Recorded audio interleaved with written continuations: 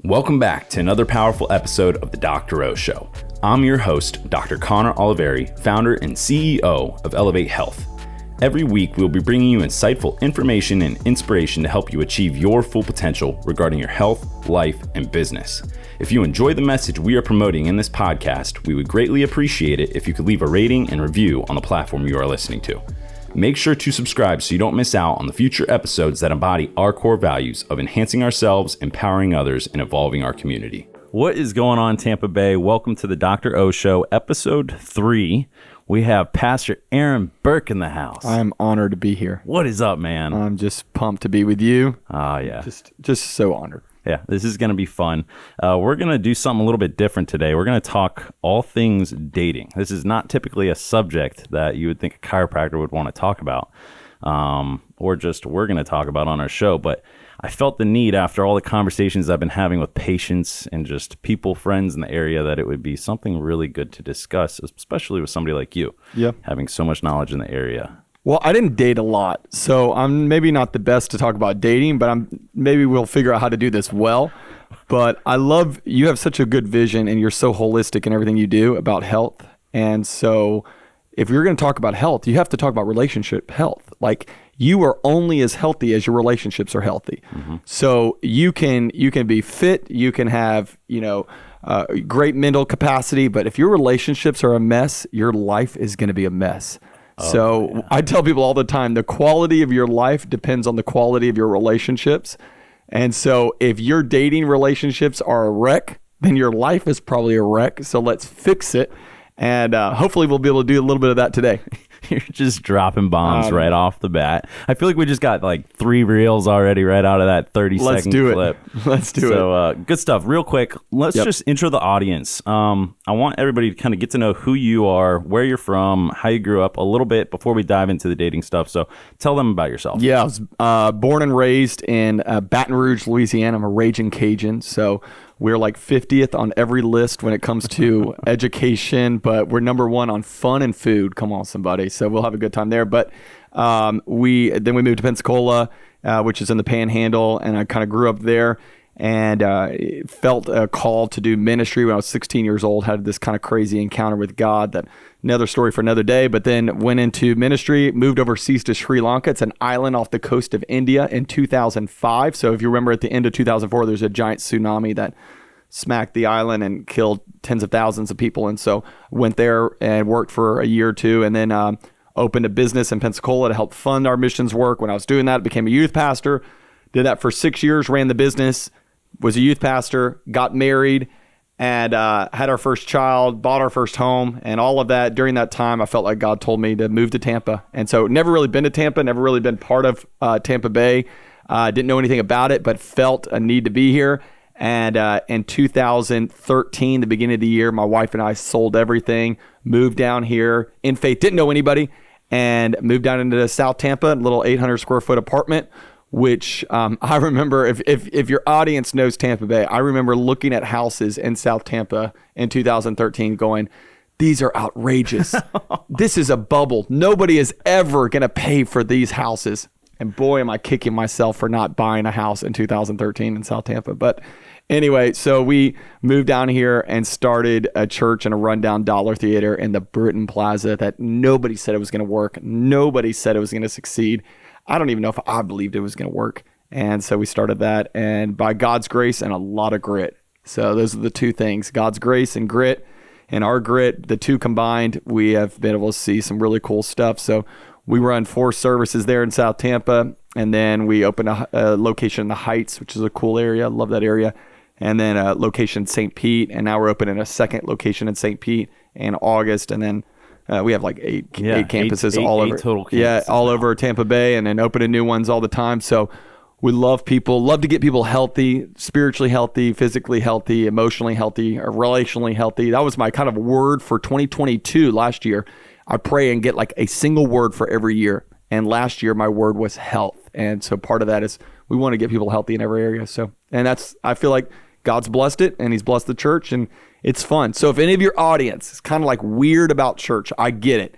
We want you to give us a try. Check it out. Oh, 100%. And if you haven't been to Radiant Church, I would strongly encourage you all to go there. It's a phenomenal place. Thanks. I really didn't get, dived in and involved with everybody over there until I got with the men's business group that we were doing on Thursdays like 2 or 3 years ago. And I think that's really where we got kind of closer. I got to know you more on a personal level. Yeah. And it's been all uphill since. Obviously my life hasn't always been, easy going because nobody's is. And we all have our ups and downs. But that place and the environment that you've created with your team and everybody over there, it's really I wouldn't call it a safe haven because, I think that church should also be used to, push you a little bit, make you a better person. And sometimes it should feel a little bit uncomfortable. That conviction is not a bad thing. But I've really enjoyed our time there, and I think the messages that you're bringing to the table and the conversations that you're having, even the tough conversations, are things that need to be had in order for people to just better themselves. Absolutely. You want to, I think the Bible says that if you're planted in the house of God, you're going to prosper. So what does that mean? Your life is just going to go better. That doesn't mean it's easy. It's just you have some hope in the midst of all the pain. Life is tough. And so find a place that brings you encouragement, but also that challenges you. I always tell people, if it doesn't challenge you, it's not going to ever change you.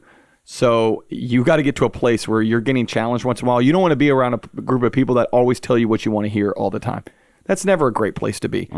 And so you want to be in a place that sometimes, and I know it because I see you out there on Sundays, and I love it when I speak on certain subjects and everybody's like, oh, it's a little uncomfortable. That's great. Let it challenge you. Yeah. And I think my goal is not to entertain people. I'm not people's clown. I'm their pastor. So I'm not there to entertain you. I'm there to help you get better. And I just have this crazy belief that if we lived life the way that our Creator designed us to live, then we would be better in every area, because He said He wants to give us life and life to the full. So the only way to get that life is to do it His way instead of our way. So even when we're talking about relationships, I'm going to challenge some people like, hey, there's a way that God outlined in Scripture that might make you a little uncomfortable, a little bit, challenging. You go, oh, that's so different. The world's so complicated. Well, of course, but do it God's way. And if you're doing things your way and you're not happy with the results, don't defend it. Change it. So a lot of times we defend what's not working. So I tell people all the time, stop defending what's not working and try it a different way. And I just say, give God's way a try and watch how He'll bless it. So we'll see. This is going to be so applicable. We're gonna have fun. I'm sure there's a lot of people that are going to be listening to this right now. Even just the fact that I have you on as a guest, and they're like, man, Connor has done some bad things. But at the end of the day, you know what? It's constant improvement. I mean, there's been Sundays where I'll just sit there and I'll look at you on stage, and I swear, I feel like there's times where we lock eyes, and it's like the night after I went out 2 years ago, and you just stare at me for 15 minutes, fully just convicting me of everything. People are funny because people are coming to me after service. They're like, oh, you knew what I did last night. I was like, I have no clue what you did last night. I was in bed by 8:30. I have no clue what you were doing. But God does. Yeah. So, but I'm glad it was convicting. No, man. Listen, I love you. Super excited to dive into this. So, the topic of today, dating in Tampa, striving to change it, man. I feel like there are so many hopeless people in this city that they're just losing hope. The females are losing hope in the males, and the males are losing hope in the females. The males are not happy because they feel like that, all the girls want these days are, the money, the cleat chasers, that type of mentality. Sure. The females are upset because they feel like, the guys are just always moving on to the next best thing. Yep. Right. So, let's kind of talk about first things first is core values, right? Yep. So you're a specialist in this area. You've had a very successful relationship, and there's a lot of people that have had successful relationships. But what do you think are core values that you've instilled into your life that have allowed you and Katie to have, prosper and have such a good marriage? Okay. The number one key to having a good marriage is you find a way to become successfully single before marriage. Before you find the one, become the one. That is the key that's missing in people's lives. They're so focused on finding him or her instead of discovering who you are called to be first. And you will have an effective marriage when two people who know who they are in God, they know who they are personally, they're secure in themselves. When two people walk that are whole into a relationship together. What you have is you have a world today filled with broken marriages, because people were broken before they got into a marriage. So when you have broken people in a relationship, you're only going to produce a broken relationship. So I tell single people, the key right now is focus on yourself first. Who are you called to be? So one of my favorite messages I ever spoke on at Radiant Church, and if people want to Google it or go to our YouTube page, it's called Becoming the One. And I talked about this subject, and I talked about how God worked on, so the story in Adam and Eve, it's the creation story. It's, the first man and woman. But before God gave Adam Eve, Adam was secure in and of himself. He didn't need Eve. And that's a problem. A lot of people go from bad relationship to bad relationship. It's because they're too desperate to find the one instead of become the one. Mm-hmm. So Adam became secure in of himself. So I gave all these catchy statements, and I can't remember them all now, but you can go and watch the message. But basically, I say, before you find the one, you become the one. So, Adam had his own identity. He knew who he was. A lot of people, I don't know if you know people like this, they can't be single. Like, they cannot be single. It's girl to girl to girl, guy to guy to guy, because they don't know who they are. And I would just say, who are you outside of a relationship? Find out your identity. So quick thing on Katie and I. So my wife and I, we're celebrating 13 years this summer in our marriage. We've known each other for 20 years. And those first 7 years, we didn't date on and off. It was like that crazy thing. We had a few years of friendship with a big group of people. And then we started dating my last year in college. And a year into it, I broke up with her. This is when I was working in Sri Lanka doing missions work. I broke up with her. She was thinking I was coming back to propose. I broke it off. Devastated her. I was just so selfish. I was all about me. And then I went through a 4-year period after we broke up where I just figured out who God has created me to be. I didn't date around. I focused on, my career. I focused on my job. I focused on my personal finances. That's another big one. Everybody's like spending like they have no clue what, that they're actually preparing for a family. So they're spending like crazy. So I actually focused on getting my life together. Well, then 4 years later, I had this moment with God where I feel like God tells me to marry Katie. Now, I'm not weird like that. So if your audience is like, don't be that weird guy or that weird girl that goes up and says, hey, God told me to marry you, because there's a good chance he didn't. But I went there and I asked her, I said, hey, I think we're supposed to get married. I feel like I've prayed about it. She said, no way. She's like, I'm so over this. We were just friends at the time. And I said, well, I want you to pray. And she prayed, God confirmed it. But it was during that season that she went from depending on me, and over the 4 years, she went and worked at a Mother Teresa home in Africa. She came back, got a nursing degree. She felt like this is what God called her to do. She finished her degree in nursing. She got her finances in order. She got out of debt. And my wife literally, before she was my wife, she literally took that season that she was single and became the woman that she was supposed to be. And so I look at that and go, it would have never happened if she would have gone relationship to relationship to relationship. She said, I'm going to figure out who God wants me to be outside of him or outside of a relationship. So a lot of people have to work on themselves first. Mm-hmm. So a couple things to work on that everybody should be working on is, and I just think it's different areas of your life. Like, are you emotionally healthy right now? Like, are you an emotionally healthy person? Like, are you self-aware? Do you know how to manage your emotions? Do you know how to be alone?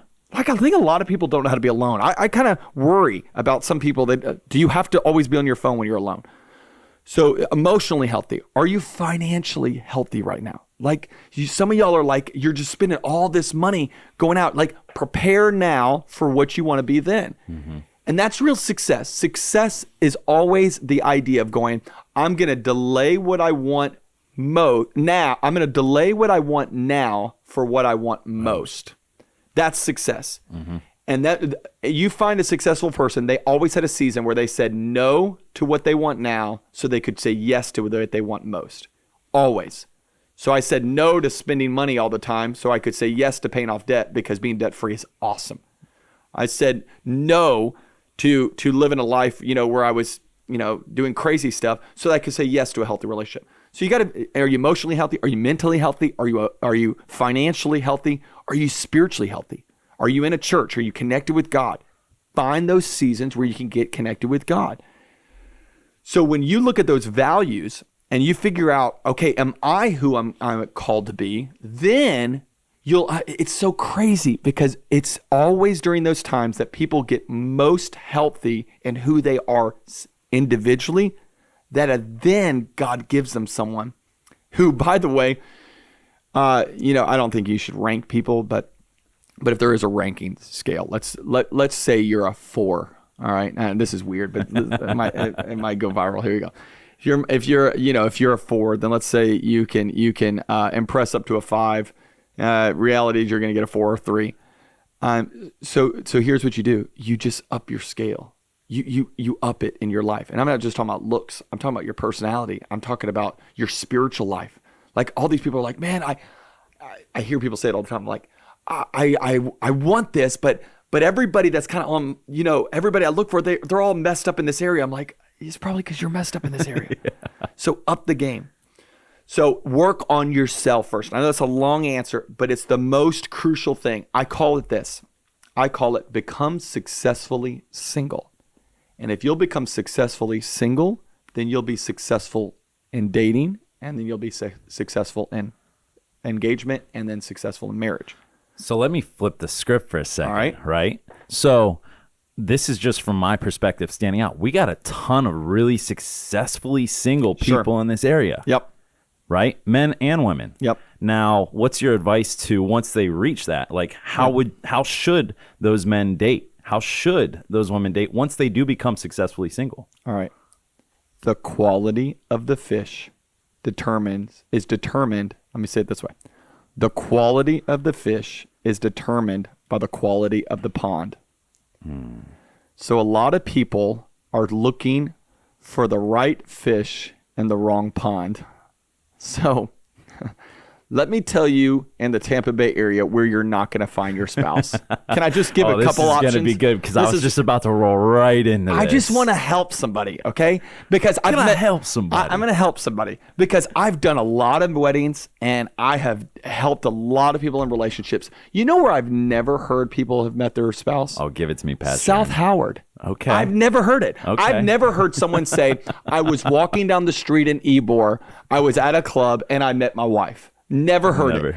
And now if I have heard it, it was because we're now in divorce hearings and I need some help in this area. So the quality of the fish is determined by the quality of the pond. So if you want to find somebody that's healthy, then you got to look in the right place. Now that's easier today than ever before. You know why? Because we have this unbelievable tool called the internet. Mm-hmm. And the internet can be your greatest friend or your greatest hindrance. Mm-hmm. It can. So again, where's the quality going to be? So a vast majority of relationships right now are found on online dating. Mm-hmm. And online dating is not a negative thing. It's actually very positive. The fact that you can put in so many quality traits. Now, if your online dating profile is focused on one aspect of their life, which you know what I'm talking about, then again, you're in the wrong pool because your entire pool is focused on looks. And now I'm all about, you want someone you're going to be attracted to, but you also have to understand that is not the primary thing that's going to make a relationship healthy. See, my problem is with these dating apps, and this will go back. I mean, I'm in a happy relationship right now. Bless the Lord. Thank you, Jesus. Hopefully you'll get to meet her, right? Yes. But I feel like so many people on these dating apps overpromise and then underdeliver, man. Of course. I mean, you got the Christian listing and you got all this stuff, but then there's pictures of, a female and, dressed a certain way, or there's pictures of a male and he's, got, a bottle and he's throwing it back at a day pool party kind of thing. And it's like, I feel like so many people are wanting to be one thing, and they want that life. They want that type of person, yet it's so easy to be consumed by just these enjoyable activities when you're within a certain age range, right? And so... So I would say to that is, yes, then don't overpromise on the first date. So people get so weird. I heard someone say this the other day. Someone went out the other day and they go, we signed up, we met online, and we signed up to go on a 3-hour boat experience, like one of those dinner cruises. Yeah. And I said, you trapped yourself for 3 hours on the first date? You don't know who this person is. No. They're crazy. Go get coffee. Just go sit down. Easy out. And here's the deal. If you're a Christian and you want them and you want to figure out if they're a Christian, go to church with them. Go, say, hey, I'm going to church today. You want to just come with me? And then you'll find out if they're a real deal or not. So, and then if you bring them to church and they haven't heard one of the songs, and you go, oh, maybe they're just like a nominal person, or by the way, here's a great question to ask somebody. If someone says, oh yeah, I go to church, and you go, well, what church do you go to? And you go, oh, I go to this church. Who's the pastor of that church? They can't name the pastor's name, then they don't really go to the church. They don't. They probably have just seen it one time or they drove by it. So my thing is again, you want to create a pond that's healthy. So the best place to find a spouse, if you're a Christian, is in the church. If you're not a Christian, and then you've got to figure out what your community is that you're looking for. And I'll tell you, I know a lot of people, they're going, I'm trying to find a place. I grew up this. I want to have a life like that, of life that faith is the focus, and we raise our kids in the faith and all that kind of stuff. Then get involved in the church. Get involved. Now, dating within a church can be very weird. Oh, it can be toxic. It can be toxic. And that's why I say stop overcommitting to these kind of things. Like, hey, we're going to go get coffee. Is that, and by the way, girls at church make this the weirdest of all of them, because they're like, oh, so you think we should get married? No, we're going to get coffee. Just want to get coffee. Stop making it weird. I spoke at our young adults event. We have like 800 young adults that meet on our monthly gathering. And so I spoke there a couple months ago. And I said, how many people are single in the room? And everybody raises their hand. Yeah, they're all single. And how many are looking for someone? Okay, everybody raises their hand. Keep your hand up. Look around this room. There should be no reason why you can't find somebody in this room right now. Like, here's the deal. You're only not going to find somebody is if you make it weird. Yep. If you're weird, if you make it weird, or if just overcomplicate it. Like, or you're over spiritualize it. Just ask someone to coffee. And you know what? If it doesn't work, move on. Yeah. Move on. I had a buddy of mine, he's young and looking for someone. So this girl in church DM'd him, hey, whatever. But she DM'd him. That's great. I don't know. Maybe it's the other way around. I don't know.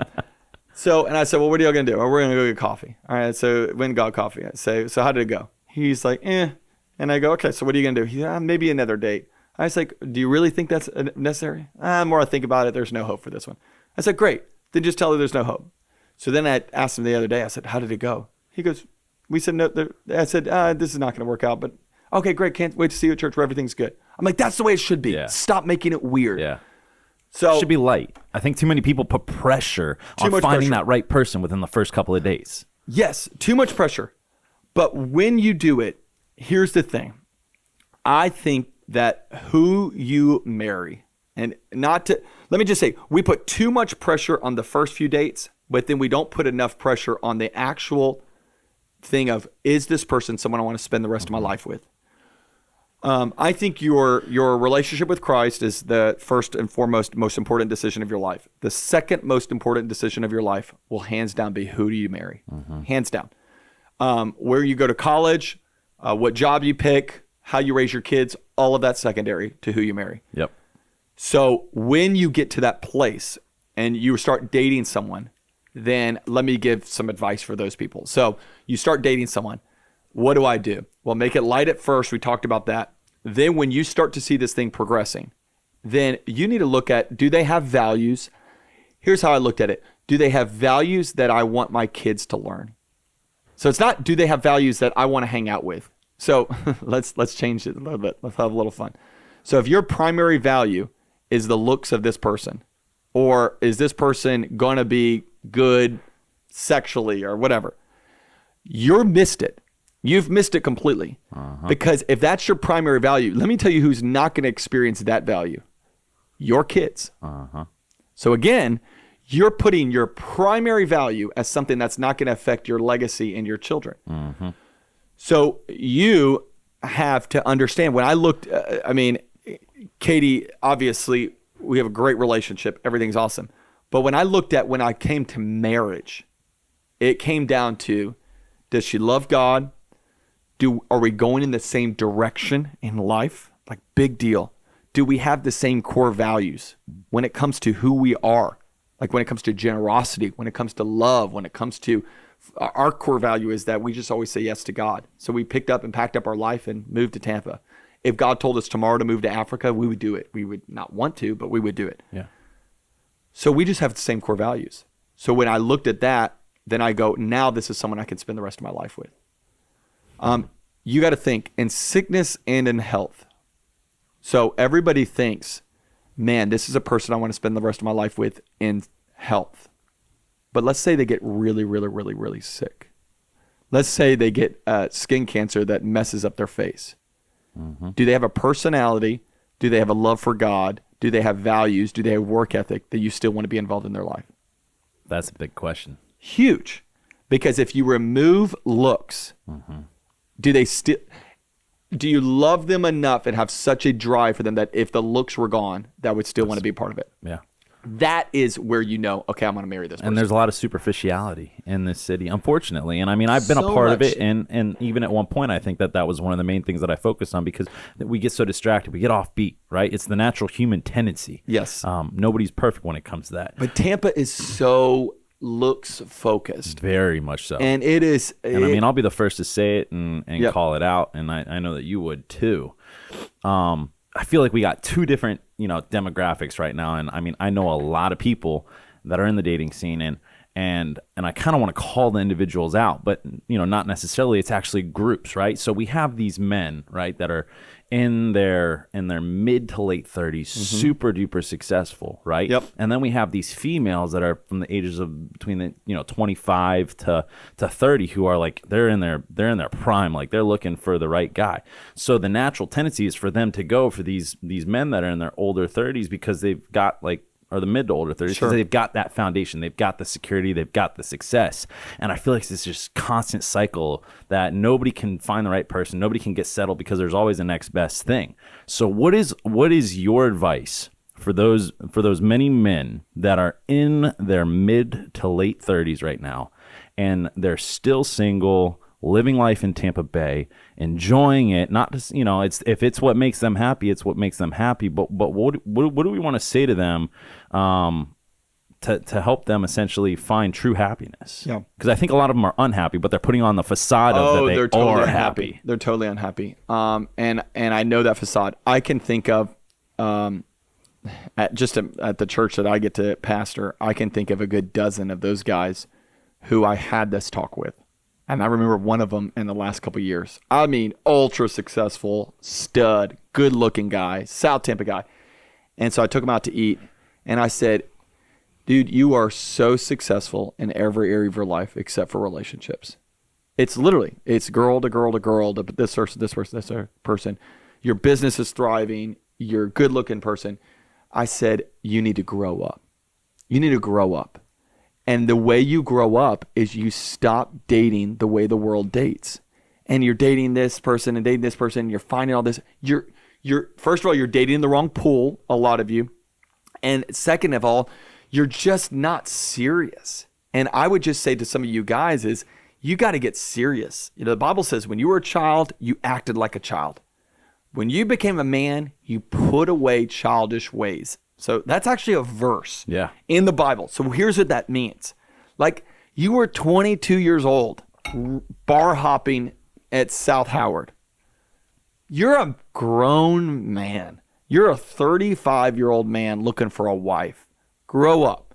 Get your act together. Stop treating, going out with these, 20-something-year-old girls that are not going to be serious. And if you're in this place and you're going, I'm ready to get serious, then I would just say, write out values that are beyond looks, that go, these are values I'm looking for. Be led by principle, not led by pressure or by your flesh. Our flesh will lead us to do a lot of stupid things. So write out your values. And actually, that's what I sat down with this guy. I said, write out, what are the top 10 things you're looking for in a girl that have nothing to do with looks?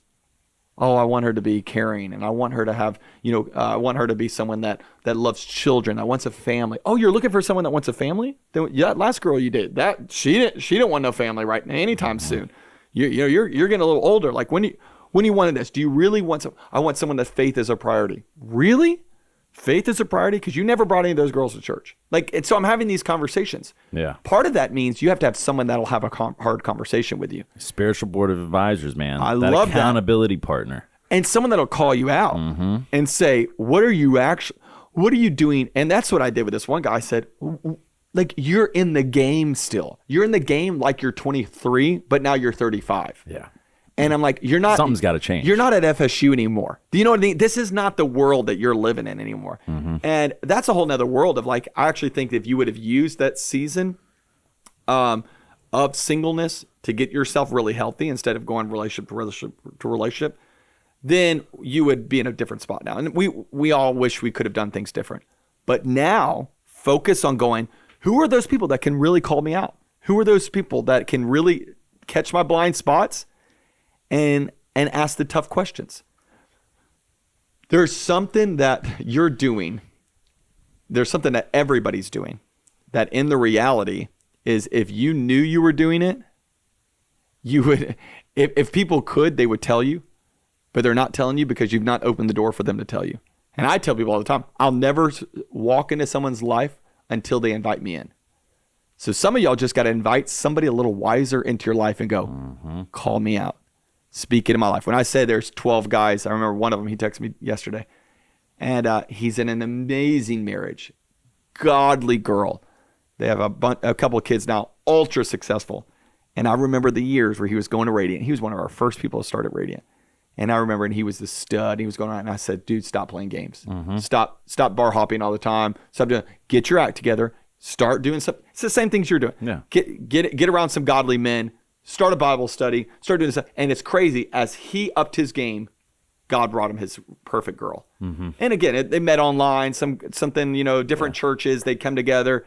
It's awesome. Yeah, it's that conscious effort. I mean, every man comes to a crossroads in his life, and I think every female does too. And you have the choice to go in one direction or the other direction, right? And you have, like you're saying, you either need to grow up or you just continue to do what you've been doing in the past. So now we spoke to the men. Let's speak to the women and those women that are 25 to 30. How and what can they do to start finding that type of guy? And now, trust me, the man is supposed to lead the relationship. And they're going through these times, and they're going and they're dating these guys, and they're not being led in the right direction constantly over and over, so they're losing hope. What advice do you have to those women? Okay, don't be desperate, because nobody wants to date a desperate girl. And here's the thing: recognize your imperfections. Work on yourself. Recognize your imperfections, and don't expect perfection from him. Like, nobody's perfect in this thing. I would just say for the girls out there, a lot of girls sell themselves short because they don't know who they are. They don't know how valuable they are. And it's funny. I want to be careful because I know people will listen to this, and a lot of them still go to church. Man, I'm trying to be careful too. I know. I'm going to have a lot of people judging me for having you on, and they know all the stuff that I've been, right? Because everybody's got problems and everybody's got things. But the difference is you're trying to do life different now. And I love that about you. And I would just say a lot of people that are listening to this, you're in this, and I know there's even girls out there. I remember, I don't want to use examples, but there was a girl who, again, it's same thing. Beautiful girl, loved the Lord, loved this thing. But she's thought there's just no way that a guy will be sold on me unless I do what he wants sexually in our dating relationship. And I remember the advice I was given to her is, I actually think you're selling yourself short, because you freely giving that actually removes the mystery of the relationship. So you're actually giving up the mysterious part that God actually has designed y'all to be in. And so because you're giving that up, that's why your relationships keep crumbling so much. So I would say, as a girl, recognize your value, recognize your worth, and stop looking for the Mr. Perfect. He's not out there. I would say that to the guy too. She's not going to be perfect. Stop looking for Mr. Perfect. I'm telling you, one guy, he's a friend of mine. He's like, I really love this girl. We were really getting together. And then we went to the beach, and I saw her toes, and her toes are all weird. Dude, legitimately, he broke up because of her toes. And I said, bro, that's weird. That's a weird. And you know what? He's 40-something now, still single, because he can't get over small imperfections. Best dating advice I was ever given. And this is the key. You're trying to find Mr. Right. You're trying to find Mrs. Right.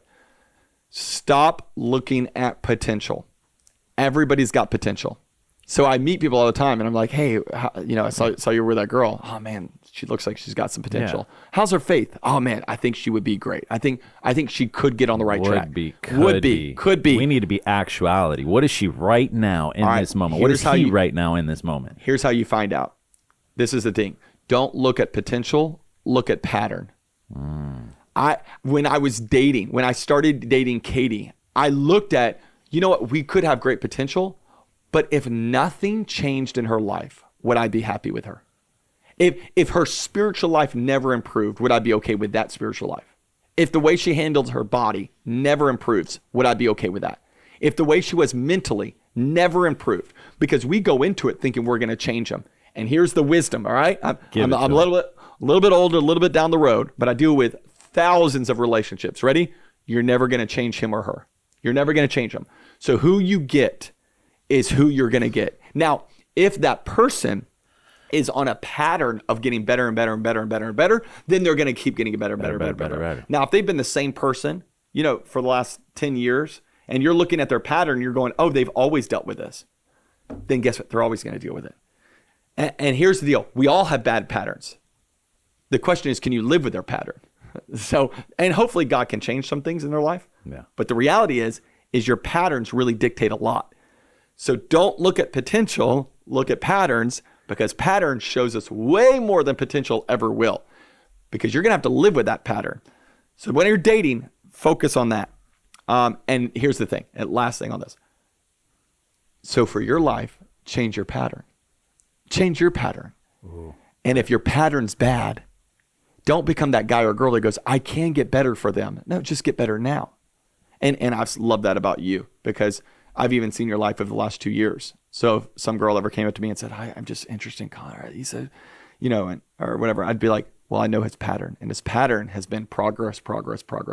Now it's never a straight line. It's up and down. It's a roller coaster, but the roller coaster is always going up. It's like the stock market. It's like, there's always moments, but if you were in it for the last 30 years, you made gains on it, even though there's some days that it didn't do well. Yeah. Same thing with life. You just want to, the Bible calls it being equally yoked.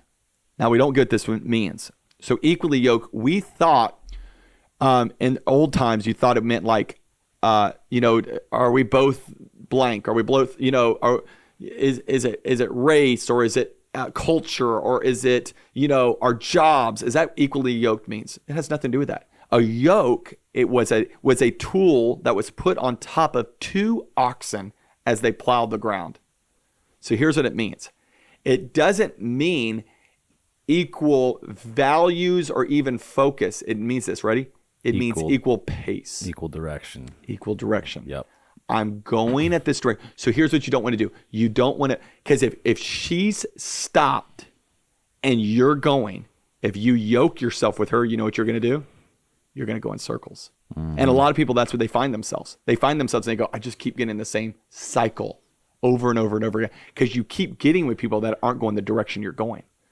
So you find out, you can never figure this out until you figure out what direction you're going. So what I tell people, especially in the church world, is what's the direction? The direction is chase after God's purpose for your life. And if you chase after it, and this is what happened with Katie and I chased after it for 4 years without a relationship. She chased after it. Well, then guess what God did? God opened my eyes to her. We were just running alongside each other and we didn't even know it. But we were running the same direction. So it's direction and pace. And there's days that I'm slowing and Katie's helping me go forward. And there's days she's slow and I'm helping her move forward. But we're both always progressing. You got to figure that out. Get equally yoked. Same direction and same pace. That'll change your life. Awesome, man. Wow. That was just bombs dropped right there. I mean, listen, for those of you out there who know somebody who's struggling with these issues, this is absolutely the best possible podcast you could send to them. I mean, I can absolutely say I have not been perfect, but like he said, it's about changing your pattern, that constant improvement. And I've made, a heck of a lot of mistakes, as you have and as everybody else has, but it's about trying to become 1% better that next day. And I think that I've strived to do that. You've strived to do that. And I think everybody else should continue to do that. So for you men out there that are in that season, listen to Aaron, change your pattern. For you women out there who are looking for that right man, change your pattern as well. I love you guys. Change your pattern and change your pond. Ooh. That's the key right there. That someone need to change your pond. Let me just say this because I know we're going to be end. Your pattern changed when your pond changed. Yeah. Because you started getting around these guys. You started getting in that business leaders group. Some guys that challenge you. It's radically changed your life. When your pond changed, your pattern changed. So some of you're just in the wrong along place. with everything else. I mean, my finances, everything. Yeah, my finances, my personal life. Yep. It's been drastic. So that's awesome. Awesome, man. Love you. Thank you so much for coming on here. Honored. Yeah, it was an absolute blast. Guys, if you all have the chance, check out Pastor Aaron's new book called The Unfair Advantage. You can find it on his Instagram at Aaron Burke, AARONBURKE. For more details, we love y'all. We appreciate you. Tune back in soon. Thank you for tuning into the podcast. If you liked this video, please click the like button and subscribe. This podcast is being produced with the hopes that it will impact the lives of many people throughout the world. For more information on Elevate Health, visit elevatehealthfacilities.com and schedule an appointment with a qualified healthcare professional for any of your desired needs.